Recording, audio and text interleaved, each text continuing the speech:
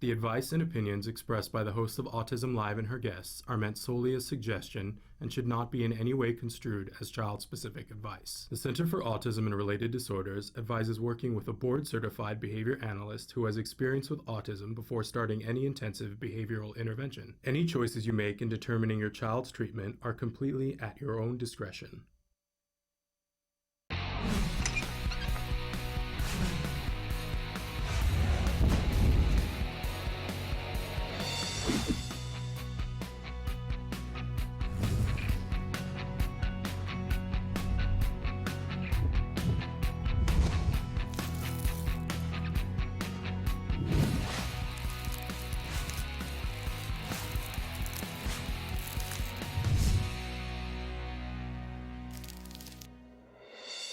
Good morning and welcome to Autism Live. I'm Shannon Penrod and we are coming to you live from the Warner Center in Woodland Hills, California. That's right, I said live. It's Thursday morning and we're live.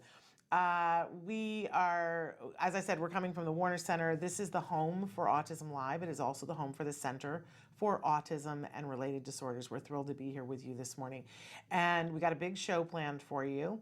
And I wanted to let you know that all is well. I got to speak to you briefly yesterday, but all is well, right?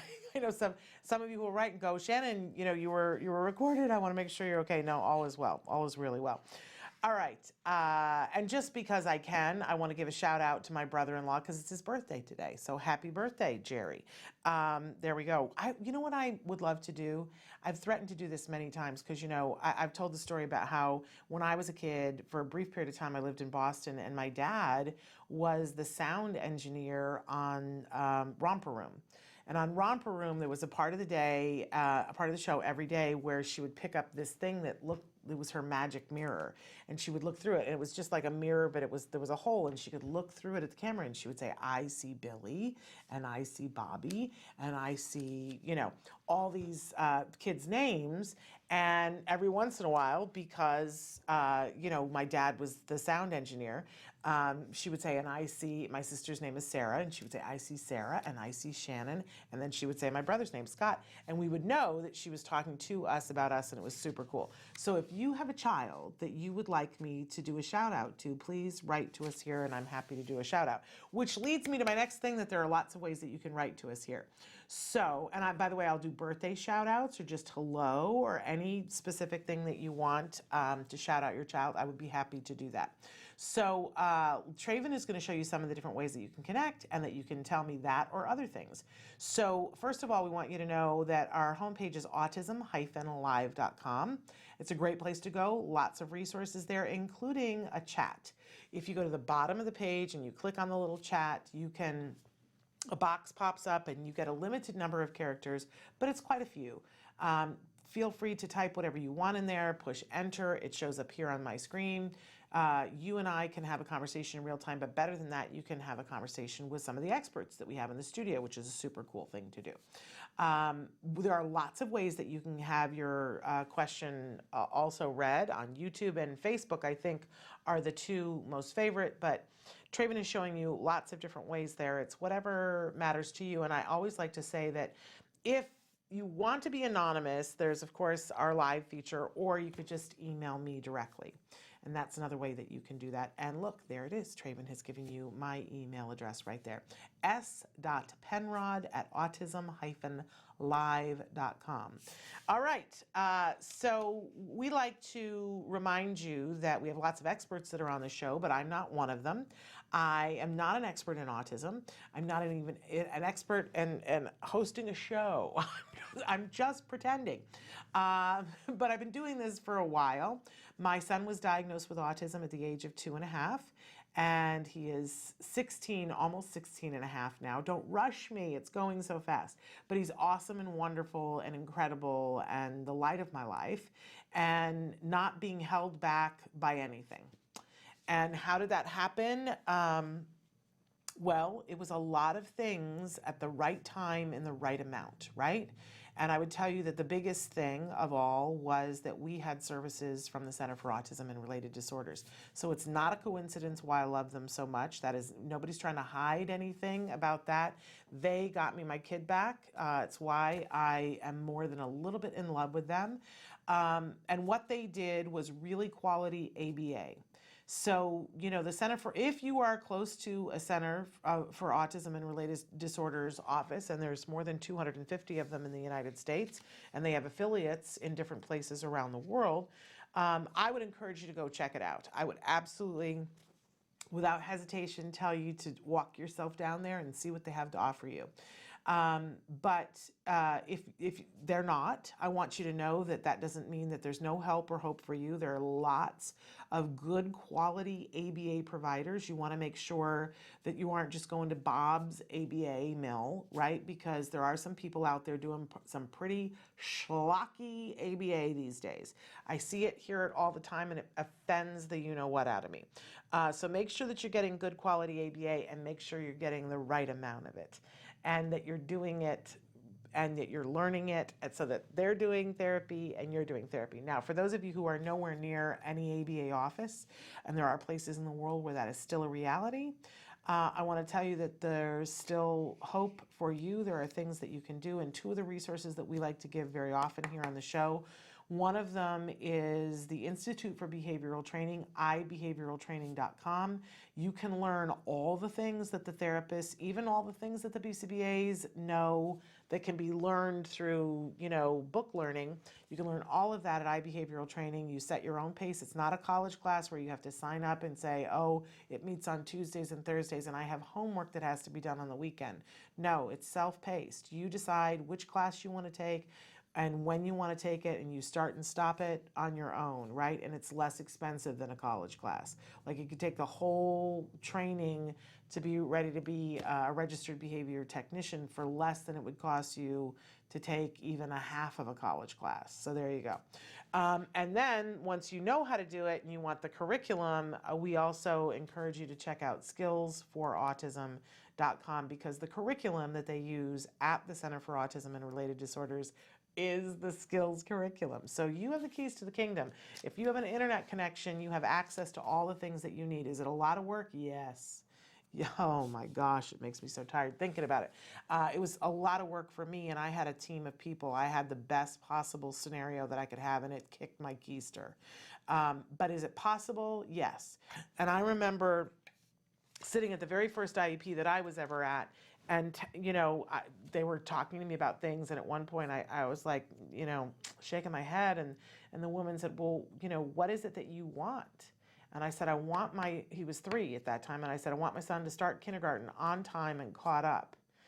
And she said, oh, well, that's going to be really hard. And I said, don't talk to me about hard. I'm a mother of a child on the spectrum. Don't talk to me about hard. Talk to me about what's possible. And she and I did not work out. You know what I'm saying? That did not happen. I did not put my faith in her, and nor did she in me.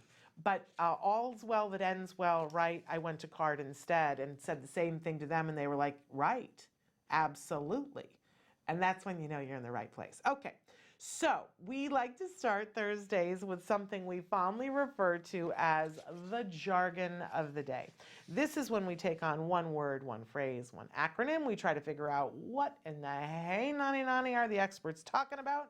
We give you the actual definition, then we give you a working definition, which is somewhat watered down and often makes the experts break out into hives.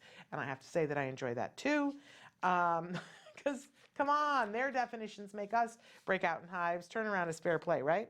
They're just, I was saying to Traven earlier that I hate paper clips because they're just everywhere. And I just found a paper clip between 2 pages, not attached to them, between them. They're everywhere. They're like rabbits.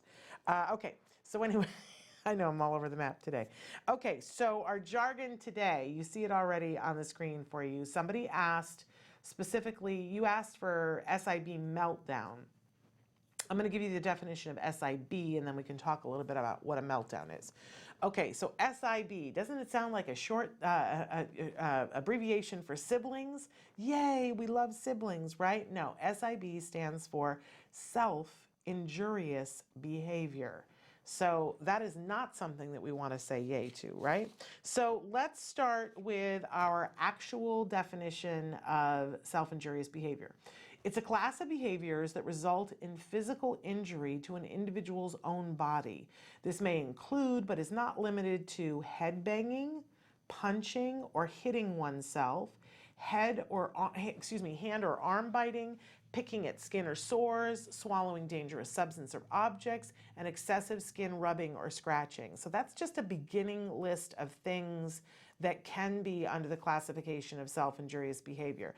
This is serious business. We're not even going to joke about this one today, right? Because it is absolutely serious. So let's go on to our working definition. If we just take that down a notch, self-injurious behavior is repeatedly and deliberately hurting oneself. So think about the people in your life. And by the way, we're always talking to the bigger autism community, and that includes everybody. That includes the people who are on the spectrum themselves, everybody who loves them, their parents, their teachers, the people, therapists, their siblings, their significant others, right? That's the larger autism community. So everybody take a second and think about who you know on the autism spectrum, and is anybody that you know engaging in this kind of behavior? Because let's be honest, this exists in the world that's outside of the autism community as well.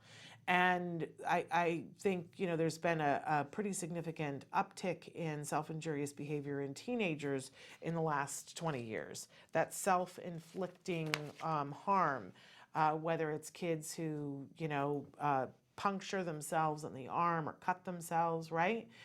So this isn't just the autism community, but this is of grave interest to all of us. We need to pay attention to it. And in particular, when it is an individual who's on the autism spectrum, because the things that go along with this, along with perseveration, it can get very dangerous very fast. So we never want to ignore or poo-poo or say that'll fix itself when it's self-injurious behavior, right? It's very important. We talk on the show a lot about finding the function of a behavior. And a lot of people assume, there's the four usual suspects, that people do things for attention, that people, and this is everybody, right? These are the reasons why we all do the things that we do that aren't incredibly functional in our lives. For attention, to get out of something or get away from someone, to gain access to someone or something. And the hard one, which is the automatically reinforcing, that there's something about it that gives us a paycheck. I didn't even want to say that feels good, because it's not that banging your head feels good, right? But there is a paycheck to banging your head, because sometimes you see stars. Or sometimes if you have a headache, there is a brief, and I mean brief, split-second cessation of the pain because you've inflicted a new pain. And yes, it gets worse, but even that brief, second of, okay, I'm not in pain, often can keep that head banging happening. So it's really important with self-injurious behavior that we get 100% clear on what the function is, because if we don't, we are setting ourselves up to mess up, and the mess up can be huge and epic and something that we can't take back later on. So I know there are some people who assume that kids bang their heads or do other self-injurious behavior because it's for attention. Well, that's a possibility. It's an absolute possibility. I always go back to, there's a video, you can search it up, years and years and years ago, from America's Funniest Home Videos, where it showed a typical toddler, and the mom, the toddler was having a meltdown, right? And screaming and crying and whatever. And the mom went into the kitchen and got her video camera and turned the video camera on. And you see the child, it's hilarious, right? In this particular instance, because the child is laying there screaming, crying, kicking, doing whatever. But then they realize that the mom is not there watching because she's gone into the kitchen to get the video camera. And so they literally stop crying, pick themselves up, and then walk around the corner where they can see her in the kitchen, and now the video camera is recording, and they throw themselves down and are kicking and screaming and crying. Okay, so that is very clear that that child is tantruming and having the meltdown because it's for attention, right? 100%. And then mom even tests it because she ducks behind a cabinet in the kitchen, and the child stops crying and picks up their body, moves it over, walks over to where they can see mom in the kitchen, and then immediately flops down. Hilarious, right? And flops down, hysterical. Okay, clear. It's not usually that clear when it's attention. But a lot of people fear that the self-injurious behavior is the automatically reinforcing. And I got to tell you, that is something to be feared because that's a tough nut to crack. When somebody is hurting themselves because there is an internal paycheck, it's harder to treat than it is other things because the attention is, we can hit that fairly quickly. So the one to be really concerned about is when it's automatically reinforcing. But I got to tell you that most of the time, when an experienced BCBA really, does an FBA on it, a functional behavior assessment, they find that it more often than not, it is not that automatically reinforcing. But you know what? You got to check, because if it is, it's serious business. And you don't want to be treating it for attention if it is automatically reinforcing. So, for me, and I know that somebody had asked to talk about this in terms of a meltdown. And, for me, when we're talking about the difference between a tantrum and a meltdown, tantrums are communicative and saying I'm unhappy, and everything that I'm doing is because I am unhappy. And for me, the litmus test of is this a tantrum or not is if you were to give in, which we don't want to do, right? We don't want to give in to tantrums. But if you were to give in, the tantrum would stop. So the child is screaming and yelling because they didn't get the lollipop, and they throw themselves down the floor, right? And then grandma whips out the lollipop, and it's like, okay, all right, now I'm fine. And he got a little bit of sniffles, but I have the lollipop, and now I've stopped crying, right? That's a tantrum. Meltdown is when we get into the place where even if you did give in, and again, we don't want to be giving in, but even if we did give in, the hysteria continues because we've gotten into a loop where it's almost that they cannot get themselves out of it. And we do see that happens with self-injurious behavior, that it becomes a thing that they're going to need help and support to get out of. It's not going to right itself. So it's not that a child can't tantrum with self-injurious behavior. My son did that. I've talked before on the show that when he was very little, and if I put a demand on him, he would throw himself down on the kitchen floor and he would hit his head. But as soon as I would run over and pick him up and rub his head and go and rock him, he would stop banging his head, right? And so we needed to treat that in a different way. But it's so important that we get the help and support that we need when these kinds of behaviors are happening, regardless of what the function of the behavior is. So you get a BCBA who comes and they interview you, then they watch some circumstances, and sometimes in very controlled environments, depending on not with self-injurious behavior, I'm thinking about other things. I don't think that they would try to provoke this self-injurious behavior, but they will take a lot of information about an interview. They will do a functional behavior assessment, and they will arrive at what the function of the behavior is, and then put in a behavior intervention plan to intervene. And it's very important that everyone who comes into contact with the individual upholds the behavior intervention plan. The behavior intervention plan will have an antecedent modification that will hope to prevent it from happening. They will have replacement behaviors that are taught so that they can, whatever the paycheck was for the self-injurious behavior, that they can get it in a more functional way. If it's a sensory seeking thing, that it be satisfying, but not something that injures them, right? And then they will put in place a consequence strategy that is meaningful and not punitive to help deal with, so that we don't give attention if it's attention seeking, right? Okay, but you can't do this on your own. This takes the experts. All right. And if you don't have access to a BCBA, call whatever the Child Protective Services are, say, we need some help with this in your state, and say, I'm concerned and worried and I need some help. There's no, there's no possibility that you will overreact. That's what I want to say. Okay, self-injurious behavior, it's a very serious thing. All right, moving on. We have our question of the day. And this goes kind of hand in hand with the beginnings of self-injurious behavior. What do you do that isn't good for you? And maybe it's not as overt as cutting yourself. Maybe it's not as overt as banging your head against the wall. But look, we all do things that we go, oh, I shouldn't, right? Oh, this isn't good for me. And, I've seen that as you get older, it gets much clearer. Oh, that's really not good for me. So write in and tell us. Let's tell on ourselves, what do you do that really isn't good for you? You know what I do that really isn't good for me? I mean, there's several things, but the biggest one right now is that I do not go to bed when I'm tired. And I'm tired a lot.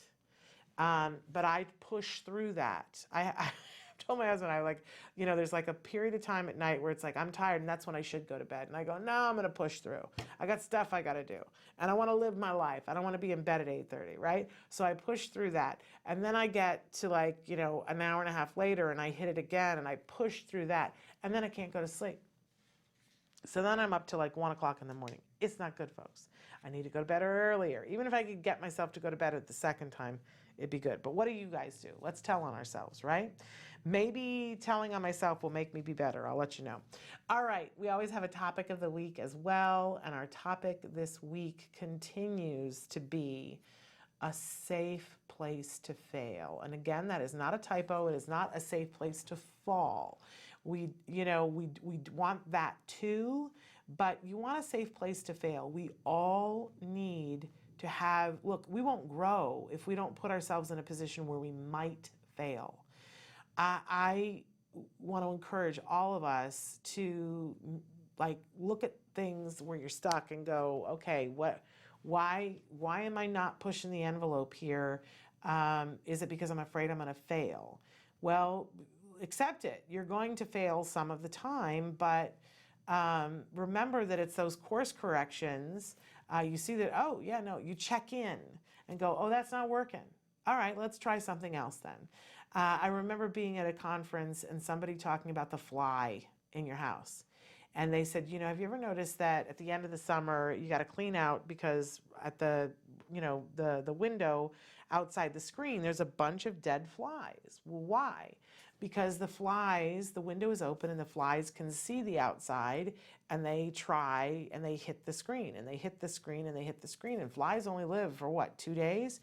And if they don't give up and turn around and go the other way, they miss the whole thing. And they end up dying on the windowsill. I don't know about you, but I don't want to be on the windowsill. We have to check and see, is this working? And you only can do that and go forward and try something if you feel safe. And so, I don't know about you, but I want to surround myself with people who make it a safe place to fail. And I'm trying to do that for my son, to let him experience failure and to experience the emotions that come with failure and get back up. It's the wonderful book. In fact, I'm going to give it away, that it's one of the things featured in our toy guide. We always have a book for each age range. And for our adults on the spectrum, we are featuring the book Fall Down 7 Times, Stand Up 8. Great book. We're going to be talking about it in the coming weeks. But that's really the thing, right? You're going to fall down 7 times, but make sure you get up 8 times, right? And how do we make that safe environment for ourselves, and how do we make that safe environment for our kids so that we can get the maximum growth by knowing it's okay to not get it right all the time? So we're going to talk a little bit about that, but we've got a great show for you. Some of the things that we got coming up for you, we've got a wonderful expert, Katie Sheppard. She is a CARD clinical manager designee, and we're really happy to have her on. And then we're going to have a wonderful guest. Kerry Mellin is going to be with us. She's the founder and co-owner of a company called EasyHold.com. If you have anybody in your family that's having motor issues, whether it be fine motor or gross motor, because holding utensils, it could be either or both, right? She's got a product that is born from necessity that I think is going to be a big interest to you. So all of that, plus we're going to have a mindfulness moment today, because heaven knows we need it.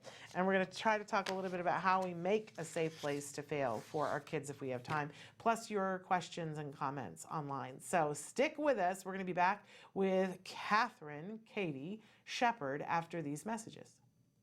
Hey, I'm Candace Cameron Bray. Tom Bergeron. You're watching Autism Live. And you're watching Autism Live. And you're watching Autism Live. You're watching Autism Live. Do you provide care services to someone with autism? Recently, more and more children are being diagnosed with the condition and getting the support they need as awareness grows. But what happens to these children as they grow up? It's estimated that over 500,000 youth with autism will turn 18 in the next decade, and they'll be faced with a very difficult reality.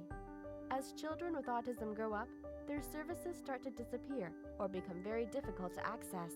Things like medical care, mental health counseling, vocational training, and more. All services that are still desperately needed.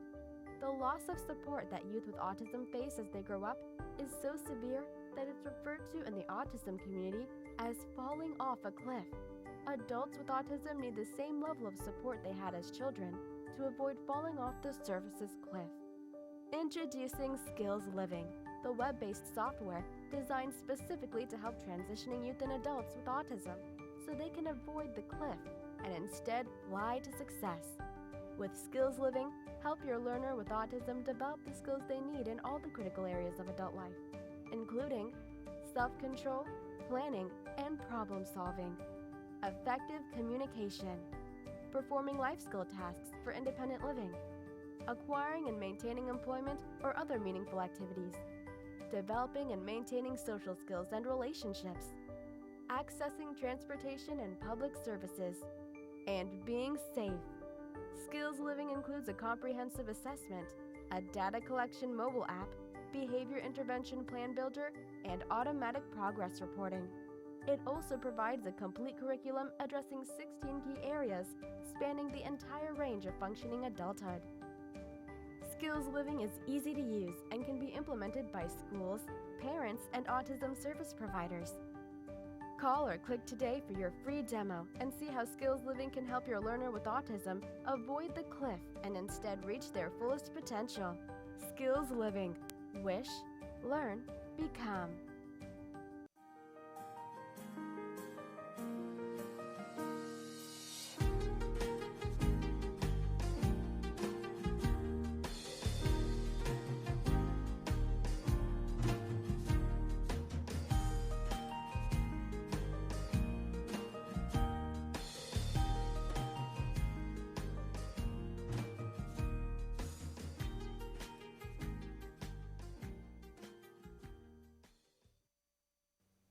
Neurodiversity in parents.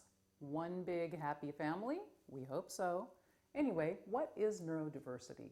Everybody's talking a lot about it these days. Neurodiversity means that there's a view that people with autism just have a different way of being, and they should be honored for that. And then parents oftentimes look at autism as a disability or a disorder, and that can create some conflict. We sometimes throw up our hands, neurodiversity or neurodiversity. There can actually be some issues around this that we need to think about together. First of all, neurodiversity could be positive because it can create more of a kind of a sense of acceptance in society. Yes, these people have autism, they're just different. It could possibly help create a sense of self-esteem that's improved in people with autism. They just realize, okay, I'm not damaged, I'm not bad, whatever, I'm just different. So that could be useful.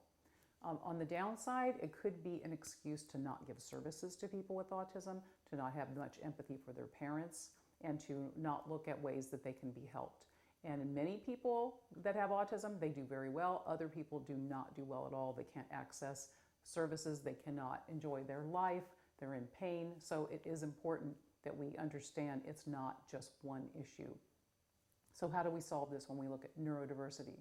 I think we have to look at it this way. It's kind of like when you have that big family dinner at Thanksgiving and everybody's around the table. You got your uncle, your aunt, your kids, your parents, Everyone has an opinion. It doesn't necessarily mesh. And I think the way that we need to think about this is we need to respect each other's opinion, because actually we need each other. We need to be allies on this. The outside world is a big place for people with autism spectrum disorders and their families. We have to remember, we're one big, happy, dysfunctional family, and we need to behave that way. We should respect each other, listen to each other, and we will all have a great time when it comes time to get together and celebrate the lives of people with autism. Welcome back to Autism Live. Joining us via the phone right now is Catherine, or known as Katie Sheppard. She is the clinical manager designee, and she's coming to us from Beaverton, Oregon. And yes, right? I always confuse my states, but Beaverton is Oregon, yes? Yes, Okay. it is. Because so many things, like, I've been there, but you cross the border like 5 feet and you're in Washington. It's always confused. I'm like, wait a second, which side of the border is that? But anyway, love Beaverton, love that office, love the parents that are up there, and love all the people up there, and love Katie. So Katie's going to be answering some questions for us because she's our expert of the morning. So thank you so much for being here, Katie.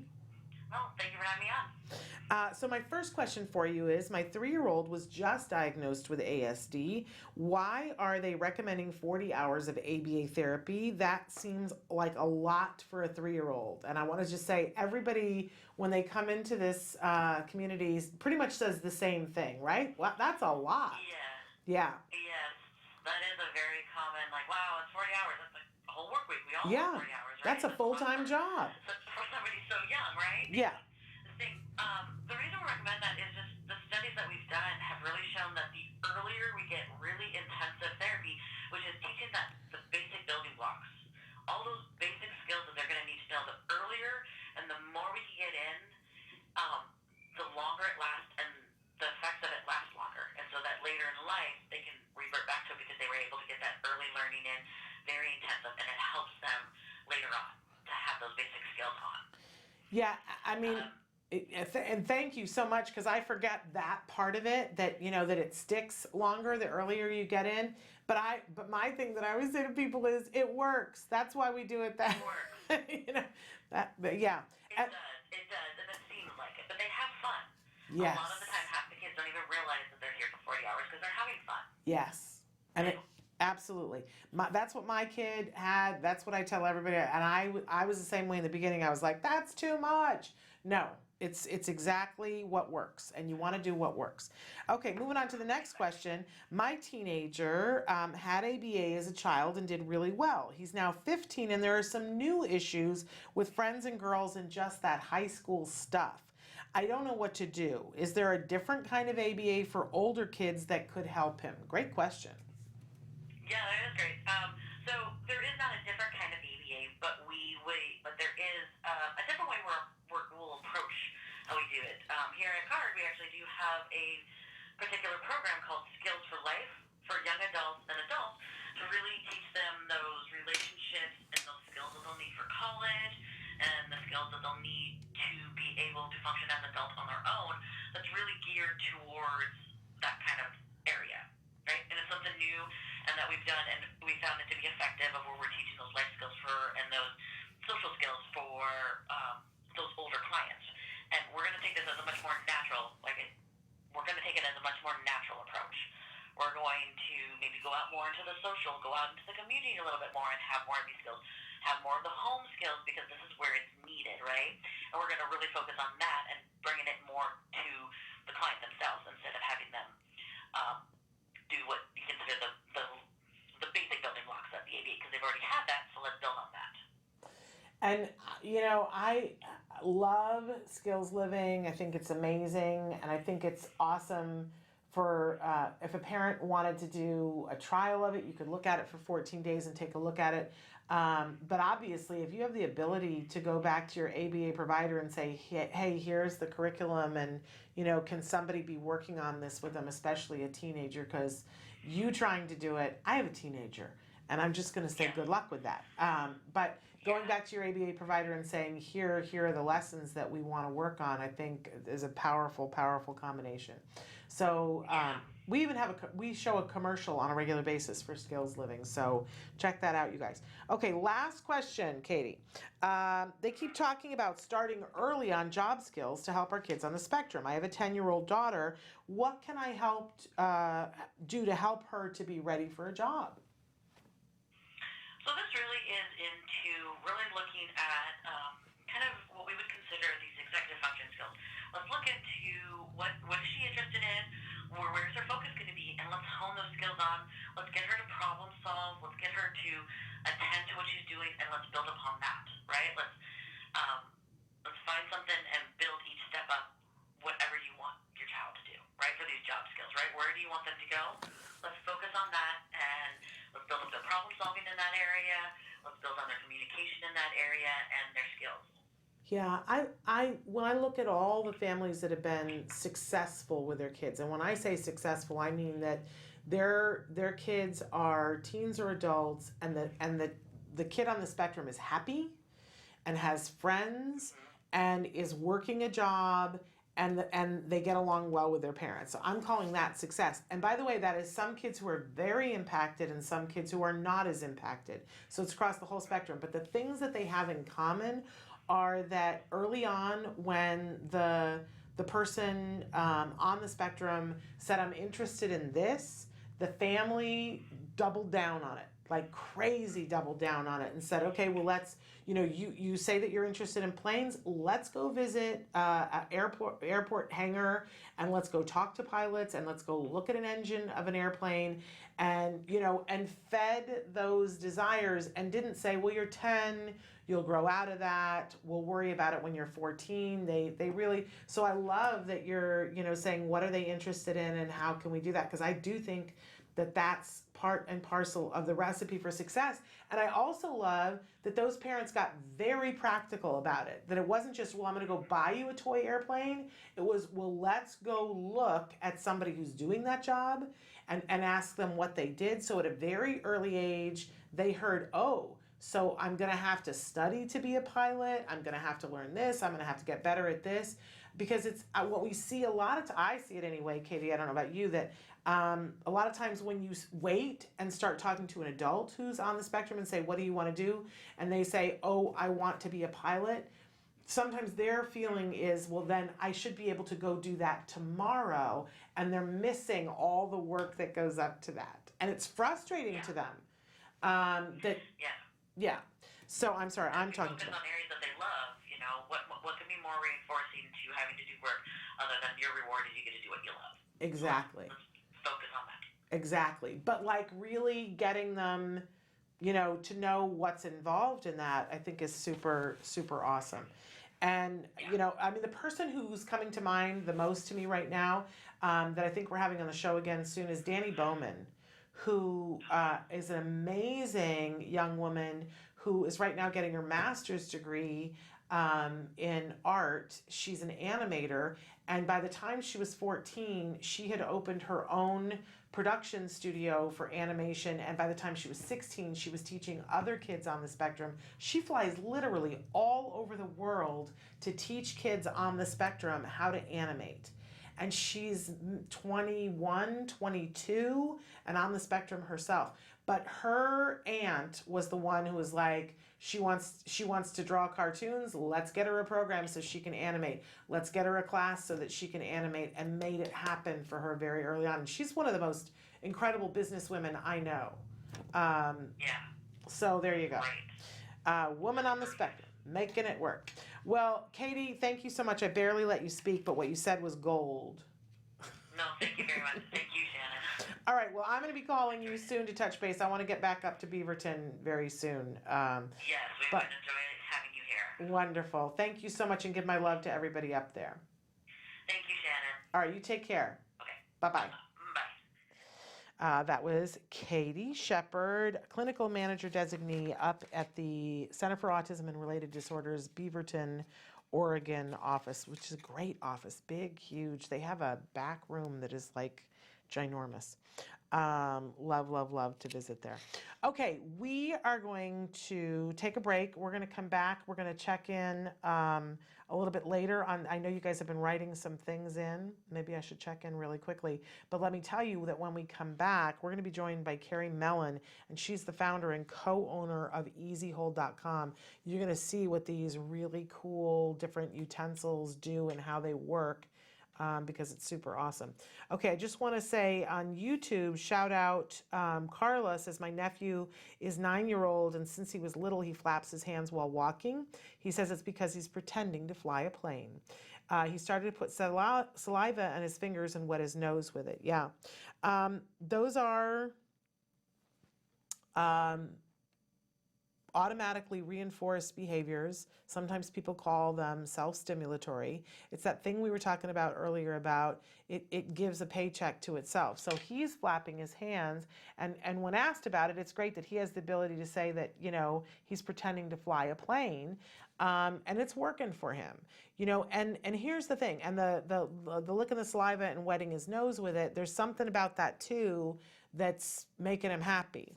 And you know, I know that a lot of people have a lot of different feelings and thoughts about this, but I got to tell you where I come from with this is that we all have self-stimulatory behaviors. I mean, you know, part of the reason why I was complaining earlier about the paper clips that are all over my desk always is that I'm a finger twitcher player. I love to have something to have my fingers do. I used to do cross stitch because there was nothing else I could do, right? Now there's a great example of I remember when I was in graduate school and I used to have to sit for long hours where somebody would be giving us notes, and it was like, you know, talking to one person and then they would come and talk to you and you'd have to sit and wait through it, and it would drive me crazy to the point where I didn't think I was going to be able to stay in graduate school. And then my mother suggested me, she was like, what are other people doing to get through it? I said, well, there's one woman who knits, and I don't enjoy knitting. And she said, well, you love to do cross stitch. Why don't you get some cross stitch and do cross stitch? And that's the only thing that kept me from going completely crazy, was doing the cross stitch. I got, you know, huge pictures done while I was in graduate school. So we all engage in those sort of self-stimulatory behaviors. And I hate calling them self-stimulatory because they're not always to stimulate. For me, it's to calm me down and to focus me, because I'm, you know, I got to have movement happening, right? I literally get dizzy if I sit still for too long. I'm serious. So, you know, you got to think about it and go, is this behavior that they're doing functional, first of all? And is there any reason why we can't allow this? And if we feel like it's not appropriate in certain circumstances, then can we limit it to other circumstances? Can we set a rule? This is what Temple Grandin's mother did, by the way, because Temple wanted to spin the metal plate on the end of her bed. Still says that it brings her great joy to spin that metal plate. And she loved to watch sand, still loves to watch sand go through her hands, and could do it for hours upon hours upon hours. And what her mother said was, you know, you get to spin, see, I can't put the paper clip down now. She said, you get to spin the plate for an hour a day.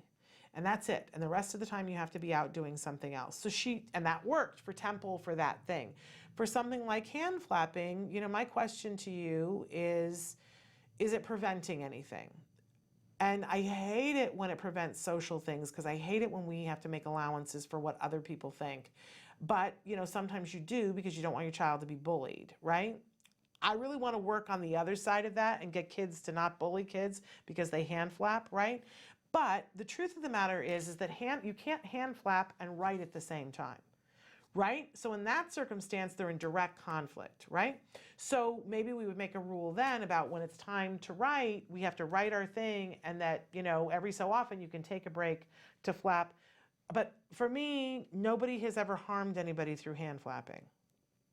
And you know what I mean? So you have to weigh it and measure it and go, what is this getting in the way of? And do I know people who are executives who still hand flap? Yes, I do. I do. And they're not even on the spectrum. So, you know, there's that. The licking and putting on the nose, we get into germs. And that's going to be something where the school's going to want to shut that down.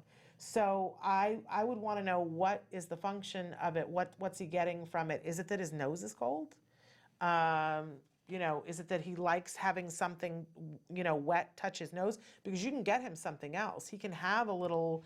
They have those cool buddies that they're like they're a little cold mitt. You put them in the freezer, and he can have that on his desk and put it up against his nose and get the same sensory thing, and not have the germ thing. So anyway.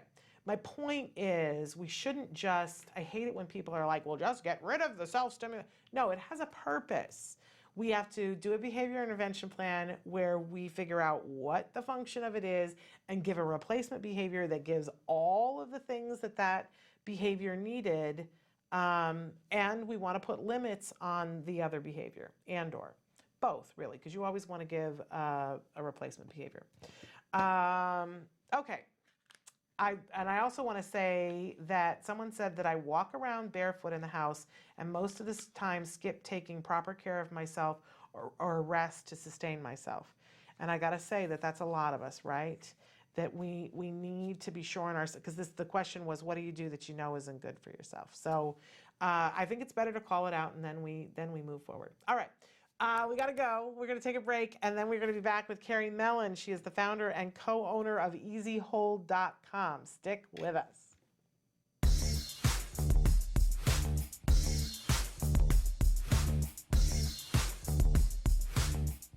Parent to parent, one of the most frightening things there is when your child wanders away or elopes. This is when they leave an area without permission. And we know, science has shown that over 50% of children on the autism spectrum will engage in this kind of behavior. But we don't have to just accept it as fact. There are things that we can do to teach our children how to appropriately ask when they want to go someplace.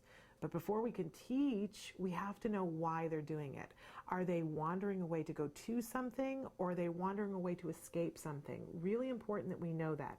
And once we do know that, then we can put in place these really effective teaching strategies. I want to remind you, though, that if your child is engaging in this kind of behavior, it's really important to work with an expert. Get professional help. They'll be able to effectively figure out why your child is doing it and put an intervention in place that's effective. And when you stop and think about it, there's nothing more important than keeping our children safe. You might be asking yourself, a BIP, what on earth is that? You say howdy, we say hi. Let's get rowdy, let's get wild. Let's get wild. Let's get wild. Let's get wild. Let's get wild. Hi there, I'm Lisa Ackerman. Welcome to the show. So the goal of today, we're going to make meatballs. Let's get started. So again, I'm going to take roughly a pound of my ground organic turkey, and I'm going to add in the secret vegetable. So if your kid doesn't like vegetables, don't cook in front of them, okay? Have them watch a movie or something. But you definitely want to make sure they're not watching, because then they won't eat it. So, and here we go with the egg. And our breadcrumbs. I'm just adding salt and pepper to taste. If you think about kids' shapes and sizes, you want to think small shapes, small hands. So your oven should be preheating at about 400 degrees. We're going to kick into the oven here and look at our meatballs. I did flip them halfway through the 20-odd minute. So we'll put, just like Julia Child's, there's our finished product right there. These are good. Cooking is easy. You don't have to be afraid of it. But we want to hear from you. If you can let us know what recipes are important to you, maybe convert a recipe from a traditional flour or gluten-based to a gluten-free or an allergy-free, we're here to help. So you get to us. You can email us at autismlive@gmail.com. You can reach out on Facebook at facebook.com/autismlive, or reach out at Taka Now. So I know you're having a great day. I had a lot of fun cooking with you in the kitchen, but I'll tell you before we end, I gotta have more meatballs. Have a great day. You say howdy, we say hi. Let's get rowdy, let's get wild. Let's get wild. Welcome back to Autism Live. We are welcoming for the first time on the show, well, sort of the first time on the show. We did a brief interview with her when we saw her at the We Rock the Spectrum resource fair and just loved her. It's Kerry Mellin is here with us, and she is from EasyHold. She is the founder and co-owner. And thank you so much for taking the time and coming in and being with us. Thank you for having me. And this has, so I'm going to take it off so people can see. I've even got I'm season appropriate. I have my pumpkin pencil. So this is what Easy Hold is. This comes in many different sizes and colors. Yes, it does. And it looks deceptively simple, but this, Yes, it is. for some people, is the key. These are the keys to the kingdom. So first of all, let's talk about why you invented this, and then we'll show you all the things it does and show you why you should be so excited. But you didn't invent this for kids on the spectrum. I did not. I've been a hard-working gal my whole life. I've been a costume designer and builder for 35 years in the motion picture industry. Cool. Working with my hands on a daily basis. And besides that, I've been a cowgirl my whole life, working on ranches, my own ranch, and with my own horses. So at work, I'm using my hands to build. At home, I'm using, tools and building fences. And so at about, I would say 2014, about 5 years ago, I went out to grab my own broom to sweep out my barn for a family party. And because of the arthritis in my thumbs, I couldn't even hold on to the broom long enough to use it. Really painful, cramping. And my family was due to come in an hour, so I took some duct tape and taped my hand to the broom. And as I'm sweeping, I'm thinking, wow, this is great. I don't have to grip at all. Yeah. I'm holding the broom, I'm controlling it, I finished the job. And it made me think about when I was deciding which career path to take. A university professor gave me one of those tests that tell you where you'd be good, an occupational test, and it came up with two things, which surprised me. One, of course, was film and television, which I was already interested in, especially with costumes, and the other was occupational therapy, which I didn't know anything about, really. So I decided to pursue both of them. I had a friend in the film industry. I started building costumes for her, and then I volunteered at Northridge Hospital for a year and a half in the spinal cord injury wing. Wow. So while I was in the hospital, I was assisting the OTs to help people relearn how to eat and sculpt clay and drink and all the things you need to do. Yeah. And at the time, they had some homemade cuffs. They had cuffs that they would make out of elastic, rubber bands and some Velcro, tape even. And I wondered why they were using these things, popsicle sticks. And they said because the cuffs that we can get, which I brought an assortment of, get wet and dirty, and we can't really use them over again. If you're painting or eating with this, in a minute it's dirty and wet, and it spreads germs. So these are the kind of cuffs they used at the time. So when I injured my thumb and I was thinking to myself, I'm sure there must be advances since 35 years ago. Right. And so I went on the internet and saw that there was nothing. Nothing had been invented that was better than this. So when my sisters were over at that party later, we talked about what we do often. They're also over 60, and we talk about starting a business. And I said, I actually had to tape my hand to the broom. I think we need some resources for the baby boomers. Yeah, so we decided that next day to develop this product, and we went out and sourced silicone. We knew it needed to be soft and hygienic and clean. And it turns out that this is the only cuff that is being approved for use in schools, therapy centers, and hospitals, because it's the only cuff that can be sanitized. Very cool. And so show some of the assortment. Basically, if you stop and think about it, you guys, we talk all the time about skill deficits and how some of our kids have fine motor and gross motor deficits at a very early age, and we're going to work on them, right? Yeah. But in the meantime, they miss out on a lot of other milestones because that's a core, foundational skill that they need to have. So it might be that someone could trace something if they were able to grip the pencil, but they can't grip the pencil, which means now their thoughts can't go on the paper, which now they're left behind. All the other things that are happening in the classroom. And if you could just solve that portion of the problem, then you could still be working on that and work on other things in the mix, which is super cool. Yes, this is definitely a pathway towards exploration for a child, because a child with autism often their attention is poor and they may have a grasp, but it's not a reliable grasp, and they'll be dropping or throwing. If you can start a child early, and I know I was listening to you earlier about early intervention. Yeah. If you can start a child early holding something like this, Yeah. then it's less of a sensory processing issue. If you can, because in a way it's kind of like a watch band. People, you know, when Yeah. you say, I don't want to strap something to my hand, but we do it all the time. Yeah. We put a watch band on, we'll put necklaces on, we carry a purse. There's lots of tools with handles. Yes. So it's just kind of a handle, and then for a child it's colorful and soft so that Yes. it is easier. It is super soft, you guys. Yeah, so show us how you put it on something. Okay, so it has 2 holes in either end, and it comes in 8 different sizes. You slip it on one end, slip it over the other end, and depending on the size of the child, you can kind of choke it up or down to be a little tighter, Right. or squish it down and it's a little looser. And it doesn't have to be tight at all. So for instance, there's lots of play, but it still stays in my hand. Yeah, because the silicone kind of grips. Yes, But so there's lots of room to move your fingers around, but it doesn't fall off. Exactly. I mean, I'm you know, here, and I've you know, Yeah. got all that room. Yeah, exactly. And unlike other cuffs, which have to be super, super tight for them to work, these can be kind of loose. And also a really wonderful thing about them is, if you can see the cuffs that are on the market right now, this cuff actually needs to be strapped on, and the tool goes into the cuff, but it's not against your hand. Right. So you're missing out on a lot of sensory processing. Yes. You can't feel the brush on paper. You can't feel the toy or the vibration. I mean, kids are using it on violin bows. They're using it on all kinds of instruments. But if you can actually put the tool in your hand, then you can feel the softness of the wood, you know, the vibration on the instrument.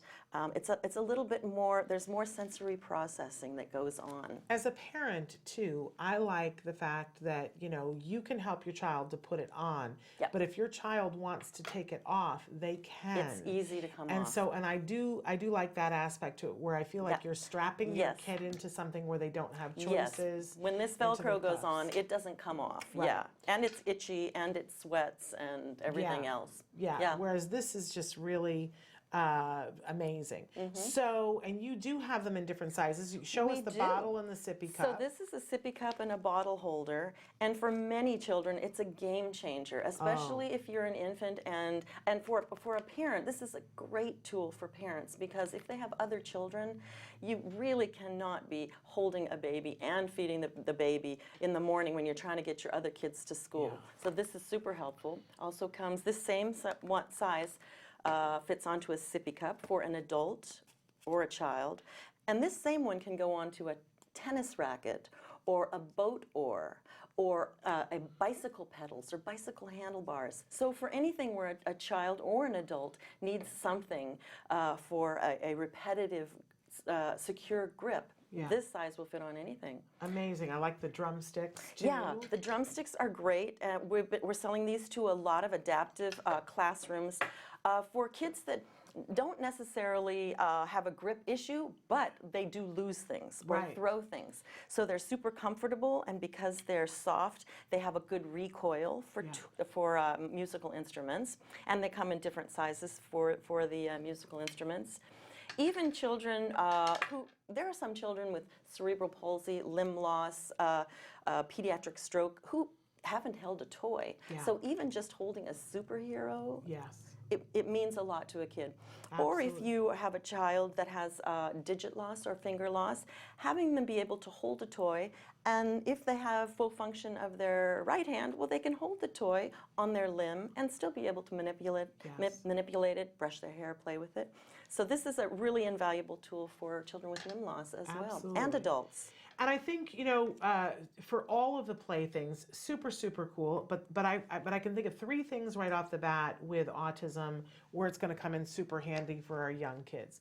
The toothbrush is a big one, right? Because we know, like, the task analysis of working on toothbrushing has so many different things on it, but if you have to work on the grip on the toothbrush, you're sort of dead in the water, right? And you can't get to a lot of the other stuff, and it ends up that the parent is brushing their teeth. This is a great answer for that, so that you don't have to worry about that. And you can make it the super cool thing about, let's put the toothbrush on. Like, it doesn't have to be a negative, you guys. So that's one. But of course, feeding, which is a huge issue in the autism community, that you know, we see that there are some kids, because the fork skills and the spoon skills aren't there. There are food preferences that come into play, and part of it is that they just, it's not reinforcing to them because I can't get the food to my mouth. So super cool for the feeding. And then of course the last one is for writing, because that is something, and you can start with the big fat crayons with this, and you can work up to the pencils and the markers and all of those things. So a really remarkable thing. So now, where do people get them? Well, you can buy them at our e-commerce website, which is easyhold.com. And that's easy. Have we got it, Traven, that you can put up? Easyhold.com. Easy with a Z, yeah. And we sell on Amazon also. Wonderful. And we have 15 distributors globally. Fabulous. And we have gone over. The show has actually gone over, and I don't know where the time has gone. It's because I spoke too much. But, Kerry, this is really remarkable. We want to encourage people. You can get a whole set of them, or you can buy them in a 2-pack. So whatever you guys choose, but go to what was the website again? Easyhold.com. Easyhold.com with a Z. That's what it is. So check it out. Get it for the person in your life, whether it's your kiddo that's on the autism spectrum, or for you, or for your adult with parents. A stroke, ALS, Parkinson's, Huntington's. Absolutely. Remarkable. I love when people invent cool things. Thank you so much. Very super cool. Thank you. Nice to be here. Nice to have you here. I don't even have time because we're way past, so I'm just going to say to you guys, we are back with an oldie but a goodie, Let's Talk Autism with Shannon and Nancy tomorrow. And then on Monday, great show for you. We have the New York Transit Authority Museum folks on with us. If you've got a kiddo who loves trains, you got to tune in on Monday. And we'll also have Bonnie Yates then. I'll be back then. Until then, give your kiddos a hug from me and one for you too. Bye-bye for now.